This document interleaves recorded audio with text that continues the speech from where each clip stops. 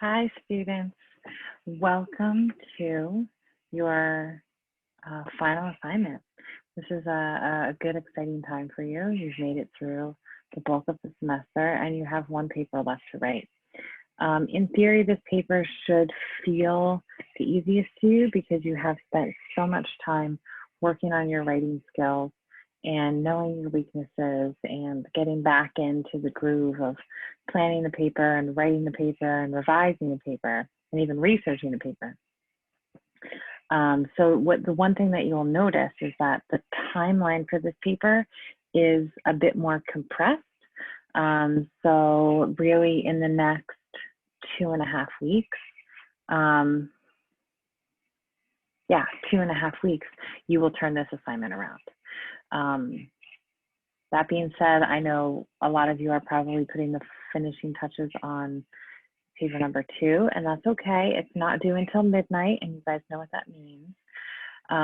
But it is time to start thinking about the third paper as well. So that you're, I think I originally had submitting the topic by midnight tonight, but now that I'm thinking about it, and you're probably putting finishing touches on paper number 2, I'm going to extend that until tomorrow. So it'll be due on Friday, April 23rd at midnight, and I'll change that on Canvas as well. So what I'm going to do first is we're going to talk about proposal arguments, because if I had to guess, I would guess that a lot of you have done proposal arguments, maybe at the secondary level, but I want to review the information from Everything's an Argument that you should be reading on your own and taking notes, but I want to give you some of the highlights so that I make sure that you don't miss them. So that being said, just give me a second. I'm going to share my screen. We're going to go over this together. You already have access to this, so you don't need to make any extreme notes, unless I say something brilliant, which is possible, but unlikely. So when you're writing a proposal paper, the whole idea is that you're providing a bunch of reasons to support or resist a certain change. It kind of depends on what you want to propose. And there's kind of a couple of different ways you can approach proposals, and a couple of different ways that you can try as a writer to influence change. One is that you can write an argument about some kind of top-down change, like a law or a law or a policy, or the government making us do something. And then there's what I call from the bottom up, which is much more community organizing based, and is like a power of the people type of thing, the power of collective action. And so it's really about people changing their habits in a group to incite some kind of change. That's more this one about practices that say, certain practices should change. People should change their actions. Students should do this, individuals should do that. Proposals about policies is what I mentioned before, this top down, right? That there's some kind of leadership organization, whether it be lawmakers or the government in another capacity or an institution, kind of tells people what to do in order to make change. It's different because you have like, and either is totally effective. It's just kind of the way you see your particular topic. And once we go over the assignment, you're going to notice that you have a large range of topics. So it's really kind of whatever you think makes more sense. If it makes more sense to propose a law or a policy change to enact some kind of change, great, go for it. If you think it's more effective to propose that there be some kind of like community education program to help individuals change as a collective and invoke change as a collective, then that's where I want to go. And I'll provide sample essays for this assignment too, so you can see an example of a good one and a bad one. Okay. So different kind of categories for proposal.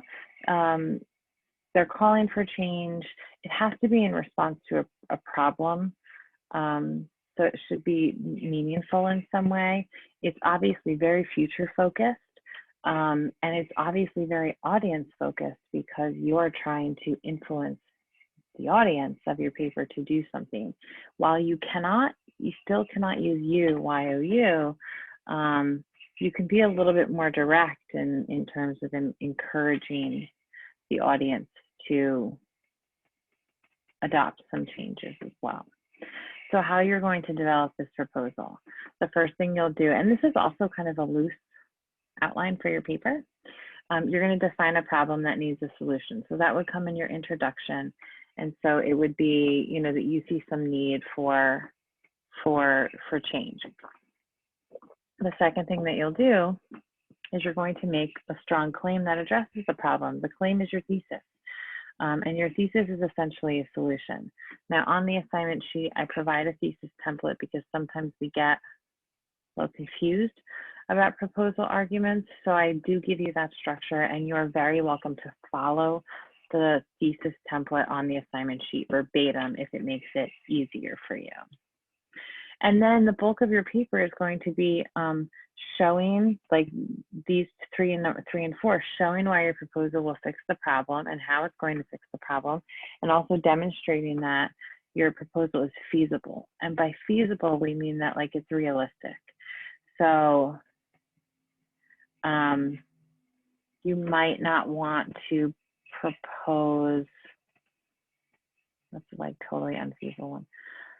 You might not want to propose like condominium development on Mars in order to circumvent environmental degradation on Earth.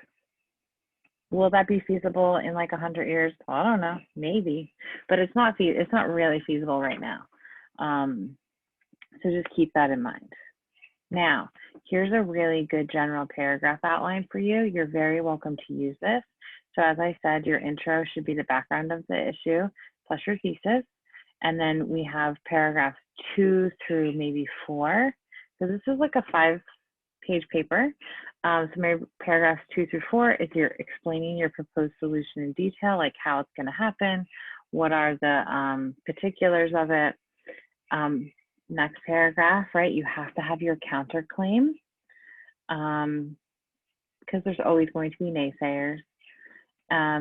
Paragraph 6, and a paragraph that focuses on the viability or feasibility of your proposal. And then the conclusion, which is really great because the conclusion should all be focused on the future and kind of how your proposal will help the issue. So I'm not going to go over all of these slides, but this is something that you should use as a writing tool. So I give you bulleted items to consider when writing each of the portions of this paper. So when you're thinking about defining your problem, come back to this and consider these. When you're thinking about your claim, your thesis, come back and think about this. When you're thinking about your the actual problem and the proposal and the details, absolutely think about that. When it comes for evidence for your proposal, you can use a really good blend of both logos, right? So statistics and things like that, but then also bring in ethos and pathos and blend it all together. So you can include personal experiences. You can include your own experience if it actually relates, if you actually have firsthand experience with whatever proposal or proposed solution you are presenting. Okay, my computer froze.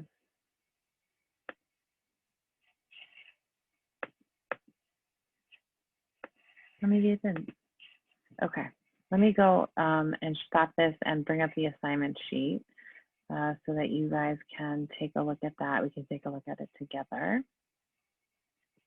Now this is already up on Canvas and you've probably looked at it already, and that's wonderful. Things to mention that I haven't already. When you are working on this paper, this should be kind of your process for the task. You can choose any of the themes that we've discussed as long as you haven't written about them before. So you should be trying to write about something new. You'll need 4 sources minimum, 6 maximum. You can use 1 or 2 from the syllabus, that's fine. And then the whole idea is that you're answering this question. What kind of plan or effort can you propose to change some aspect of the relationship that people have with plants? That's so broad. So what's going to be critical is you completing that brainstorm for tomorrow evening, for Friday evening. And I don't have a like a brainstorm sheet for you. It can kind of look like whatever you want, but make sure you have a thesis on there, and make sure that you have maybe you know, some ideas for the proposal or an outline of some kind. So I have some questions here for you to just consider before you start writing. And then here's the thesis template. There are various changes that can be made to improve the environment by doing blank. It will help in blank, blank, and blank ways. It's very broad. You're free to use it. You can also play around with the specific language in it and things like that. That's fine. So it's 5 to 6 pages, double spaced, all that good stuff. You can read that on your own. The really important thing is that your first draft is due on Tuesday. I know it's a pretty big turnaround time, but remember, for your first draft, the goal is that you bring 4 pages to class, and you're going to have a one-on-one peer editing session. And obviously, you're going to get comments back from me as well. The second draft will be a week after that, and then the final copy will be a week after that. And so we will have some more peer editing in there, and you'll have time to connect with me. And this is it. This is kind of your, this is not kind of, it is your final assignment of the semester. And I think that you guys are really ready for it. I don't think it's going to be painful for any of you. So that's where you are. What I'd like to also offer, since we're going over this assignment asynchronously, you're having this, you're viewing this Zoom lecture and slideshow, is if you have questions, just shoot me an email. I'll get back to you, you know, certainly within probably a 12-hour time frame. And I will see you on Tuesday on the 27th, and we will do some peer review and, you know, talk about end of the semester things. And I really look forward to reading your second essays. The topics are so interesting. They're going to be a fun read for me. All right, keep up the good work, guys.